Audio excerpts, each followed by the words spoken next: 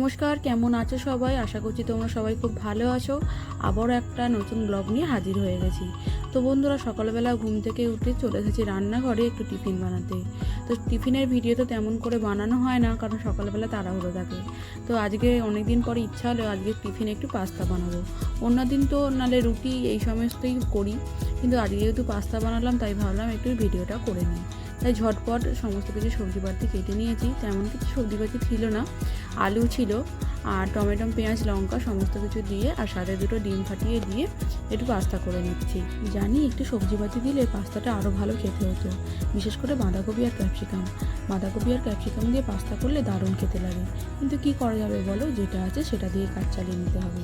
তাই অত দুঃখ প্রকাশ না করে যেটা ছিল সেটা দিয়েই পাস্তাটা করে নিয়েছি। তো শেষে একটু গোলমরিচ গুঁড়ো আর একটু চিনি দিয়ে দিচ্ছি, চিনিটা দিয়ে দিলাম ব্যালেন্স হয়ে যাবে। তো সবজি রেডি, তারপরে দিয়ে দিচ্ছি সেদ্ধ করা পাস্তাটা। আর ওদিকে কর্তামশাই নাগাড়ে বলে আছে, কী গো হলো তাড়াতাড়ি দাও, আমার লেট হয়ে যাচ্ছে। তো আমি তার জন্য ঝটপট করে একটু ম্যাগি মশলা লাস্টে মিশিয়ে দিলাম, দিয়ে পাস্তা আমার রেডি। একটা টিফিন বক্স নিয়ে আগে কর্তামশাইয়ের জন্য তুলে দিলাম। ওনার টিফিন বক্সের ঢাকনাটা আটকে আগে ওনাকে দিয়ে পার করে দিই, তারপরে আমি পরে খাবো। তো টিফিন বক্সের ঢাকনা আটকে নিয়ে চলে গেলাম ওনার কাছে। তো দুক্কা পরে সকালবেলা উনি বেরিয়ে গেল।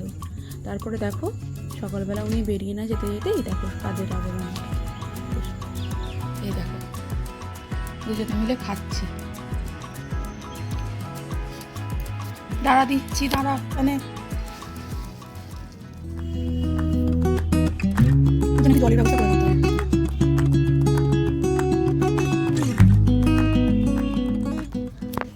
তো চলো বন্ধুরা, আজকের ব্লগটা তাহলে শুরু করি। আর কর্তামশাই বেরিয়ে গেল যেটা বললাম। এবার সকালবেলা খাবারটা তো করলাম, এবার রান্নাবান্না কি করব না করব সেগুলো তো কিছু জোগাড়জাটি করবো। আগে স্নান করে নিই, ঘরের বাসি কাজগুলো সব সামলে নিই, তারপর আবার কি রান্নাবান্না হবে দেখা যাবে।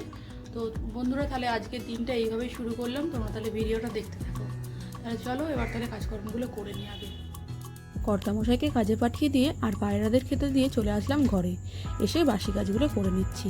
তো প্রথমেই বিছানাটা গুছিয়ে নিলাম, গুছিয়ে বিছানাটা ঝেড়ে নিচ্ছি। তারপরে দেখো এদিকে আমার ঝাঁটাকাঠিটা খুলে যাচ্ছে। আর এটা তো এমনি কেনা ঝাঁটা না, এটা বাঁধা তৈরি করা ঝাঁটা, যেহেতু ডেলি ইউজ করা হয় তাই মাঝে মাঝে ঝাঁটাকাঠিগুলো খুলে যায়। তারপরে চলে আসলাম জামা কাপড়গুলো গুছোতে। সোফার মধ্যে জামা কাপড়গুলো ছিল, জামা কাপড়গুলো একটু গুছিয়ে নিলাম।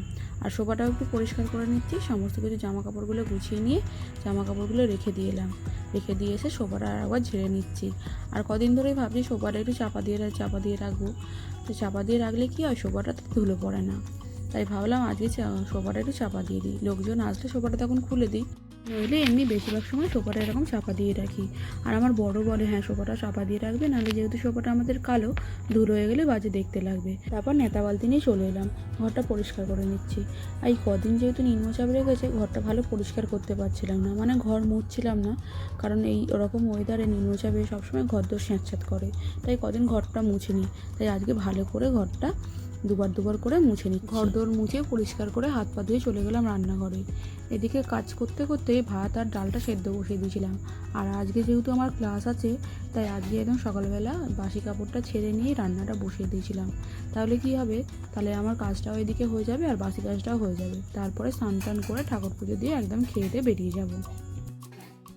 তো বন্ধুরা, ভাত আর ডাল হয়ে গেছে। ভাত ডাল ওদিকে সেদ্ধ হচ্ছে আর এদিকে ভাত হয়ে গেছে। আর আজকে কদিন যেহেতু একটু মাংস খাওয়া হয়েছে বেশি, তো তার জন্য আজকে ভাবলাম একটু নর্মাল খাবার খাই, একটু পোস্ত ডাল রান্না করছি। তো দেখো এখানে আলু কেটে রেখেছি, এই যে আলু কাটা রয়েছে, পোস্ত হবে। আর টমেটো কেটে দিয়েছি, পোস্তটা দেবো। আর এখানে হচ্ছে মুসুর ডাল সেদ্ধ। আর ভাতের মধ্যে একটু পেঁপে ভাতে দিয়েছি, পেঁপে ভাতেটা বেশ খেতে ভালো লাগে। তো আজকে দুপুরে রান্নাবান্না সিম্পল রান্না করছি, ডাল, পোস্ত আর পেঁপে ভাতে। চলো এবার ডালটা সাজিয়ে নিই, পোস্তটা বসিয়ে দিই। তো যেমন কথা তেমন কাজ। তো এখানে পোস্তর আলু কেটে রেখে দিলাম। আর পোস্তর জন্য একটু পোস্ত আর কাঁচা লঙ্কা একটু বেটে নিচ্ছি। 4 চামচ পোস্ত দিয়ে দিলাম আর একটু জল দিয়ে পোস্তটা মিহি করে ভালো করে পেস্ট করে নিচ্ছি। তো দেখো পোস্ত পেস্ট করা হয়ে গেছে। এদিকে কড়া বসিয়ে দিলাম, কড়ার মধ্যে সামান্য তেল দিয়ে দিচ্ছি। আর সাথে দিয়ে দিচ্ছি পেঁয়াজ, কাঁচা লঙ্কা আর শুকনো লঙ্কা ফোড়ন দিয়ে পেঁয়াজটা একটু হালকা করে ভেজে নিয়ে ডালটা সাঁতলে নিচ্ছি। মুসুর ডালের মধ্যে শুকনো লঙ্কা আর রসুন কুচি দিয়ে সাঁতলালে মুসুর ডালটা দারুণ খেতে লাগে। আর পোস্ত দিয়ে তো একদম অসাধারণ লাগে। আমি তো সবসময় মুসুর ডালে একটু রসুন তো দেবই। তো ডাল সাঁতলানো হয়ে গেল, তারপরে কড়াটা ধুয়ে নিয়ে আবার বসিয়ে দিলাম আর একটু তেল দিয়ে দিচ্ছি 5 ফোড়ন আর শুকনো লঙ্কা দিয়ে আলুটা দিয়ে দিচ্ছি, দিয়ে নেড়ে ছেড়ে নিয়ে নুন দিয়ে দিচ্ছি। তাহলে কী হবে, আলুটা ভালো সেদ্ধ হয়ে যাবে আর পোস্তটা ভালো বেশ মাখা মাখা খেতে হবে। ঢাকনা চাপা দিয়ে আলুটা বেশ ভালো করে সেদ্ধ করে নিয়েছি আর ভাজটাও একটু ভাজাও হয়ে গেছে। তারপরে দিয়ে দিচ্ছি পোস্ত বাটাটা, পোস্ত আর কাঁচা লঙ্কা বাটা দিয়ে আর সামান্য করে একটু লঙ্কা গুঁড়ো আর একটু হলুদ গুঁড়ো দিয়ে দিচ্ছি। দিয়ে আর যে পোস্তর যে বেটেছি তার সেই জলটা দিয়ে পোস্তটা ভালো করে একটু কষিয়ে নিচ্ছি হালকা করে। তারপর কিছুক্ষণ নেড়ে ছেড়ে আর একটু জল দিয়ে দিচ্ছি, তাহলে পোস্তটা ভালোভাবে সেদ্ধ হয়ে যাবে। তো এদিকে দেখো পোস্ত আমার ফুটে গেছে, তারপর ঢাকনা চাপা দিয়ে চলে গেলাম আমি স্নান করতে। তো চলো বন্ধুরা, পোস্ত বসিয়ে দিলাম, পোস্ত হোক আর ভাত ডাল সমস্ত কিছু হয়ে গেছে, রান্না তো হয়েই গেলে বলতে গেলে। তাহলে চলো এবার স্নানটা করে নিই, তো ততক্ষণে আমার পোস্তটাও হয়ে যাবে। তো চলো তোমাদের সাথে আবার কিছুক্ষণ পরে কথা হচ্ছে। তো বন্ধুরা, স্নান টান হয়ে গেল, ঠাকুর পুজো করে নিয়েছি, তো এবার খাওয়া দাওয়া করতে হবে। তো চলো এবার ভাতটা বাড়ি, আর পোস্তটা নামিয়ে রেখেছি, তো আর ওটা আর ভিডিও করা হয়নি। তো এই দেখো আজকে আমাদের দুপুরের মেনু। এখানে আছে পোস্ত, মানে আলু পোস্ত আর কি, আর সাথে করেছি মসুরির ডাল আর পেঁপে ভাতেটা ভাতের মধ্যে আছে, পেঁপে ভাতেটা ভাতের মধ্যে আছে, আমি এখানে। তো দেখো বন্ধুরা, আমাদের আর একটা পার্সেল এসে গেছে। এটা আমরা দিল্লি থেকে অর্ডার করেছি। এর স্টোরের নাম হলো বিশাল ব্যাগ ফেব্রিকেটর। তো এখানে দেখো সমস্ত কিছু অ্যাড্রেস দিয়ে দিল্লি থেকে আমাদের ঘুরতে যাওয়ার জন্য আর একটা পার্সেল এসে গেছে, একটা জিনিস অর্ডার করেছিলাম। তো আনবক্সিং ভিডিওটা বন্ধুরা করব, কিন্তু এখন যেহেতু ক্লাসে যাওয়ার আছে, এখন খাওয়া দাওয়া করে ক্লাসে চলে যাই, তো তারপর তোমাদের অবশ্যই দেখাবো এর মধ্যে কী আছে। তারপরে চলে আসলাম রান্নাঘরে, এখানে এসে আবার পেঁপে ভাতেটা মেখে নিচ্ছি। আর এটা বন্ধুরা লাদাখ যাওয়ার জন্য আমরা তো অনেক জিনিসই অর্ডার করেছিলাম, তাই জিনিসগুলো কিনে রাখলে তো আমাদের ভালো। তো চলো বন্ধুরা, ভাত বাড়া হয়ে গেলো, খেয়ে নিই, খেয়ে নিয়ে ক্লাসে বেরোবো। তো তোমাদের সাথে আবার কিছুক্ষণ পরে কথা হচ্ছে।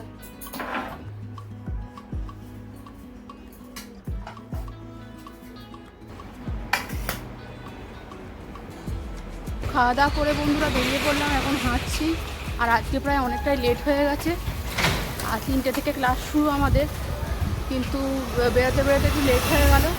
তো চলো ক্লাস থেকে ফিরে আবার একটু বাজার করতে যাওয়ার আছে, তো ক্লাস থেকে ফিরে তোমার সাথে আবার কথা হচ্ছে।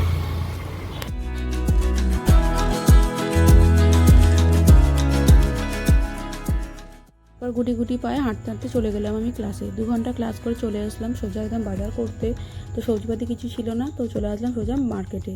তো এখানে দেখতে পাচ্ছ কত রকমের এখানে শাকসবজি। তো আমি একটু শাকসবজিও নিয়েছি আর সাথে একটু মোচাও নিয়েছি। তো ভাবলাম অনেকদিন তো আমাদের মোচা খাওয়া হয়নি, তাই একটু মোচা নিই। আর আমার বরের তো মোচা খেতে খুবই ভালোবাসে।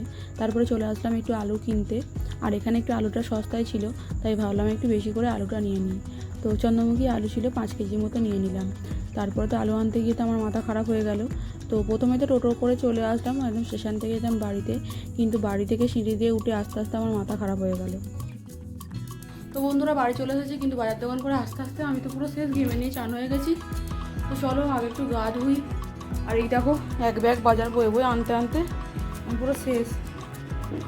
আজকে আলুটা ভাবলাম একটু কমে পেয়েছি, আলুটা চন্দ্রমুখী আলু 5 কেজি নিতে গিয়ে আমার পুরো ব্যান্ড বেজে গেছে আর কি, কী কষ্ট হচ্ছে। তো চলো আগে একটু গা ধুই, গা পুরো চিপচিপ করছে, আগে গাটা একটু ধুয়ে নিই, তারপর একটু 1 কাপ চা খাবো শান্তিতে। আর বাইরের ওয়েদারটা দারুণ, হাওয়া দিচ্ছে, সকাল থেকে গুমোট করেছিল, এখন মেঘলা হয়ে এসেছে আর ওয়েদারটা দারুণ।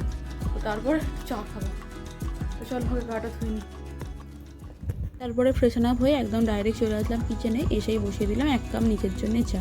কেউ তো থাকে না বন্ধুরা, তাই তেমন ধরো চা খাওয়ার অভ্যাসটা নেই। আগে যখন বাপের বাড়িতে থাকতাম তখন মা চা বানিয়ে দিত, খাওয়া হতো, কিন্তু এখন যেহেতু একা একা, তাই আর চা খাওয়ার ইচ্ছাটাও থাকে না, আর তেমন নিজের জন্য একা বানাতে ইচ্ছা করে না। কিন্তু মাঝে সাঝে যখন মাথা যন্ত্রণা করে তখন একটু চা খাই। আজকে যেমন মাথাটা খুব ঝিমঝিম করছিল, যন্ত্রণার মতো করছিল, তাই ভাবলাম একটু চা বানাই, চা বানিয়ে খেলাম। তো আমি এখানে দুধ চা বানাইনি, আমি এখানে লেবু চা বানিয়েছি। লেবু চাটা আমার দারুণ লাগে। ওয়েদার অ্যান্ড সাথে 1 কাপ চা।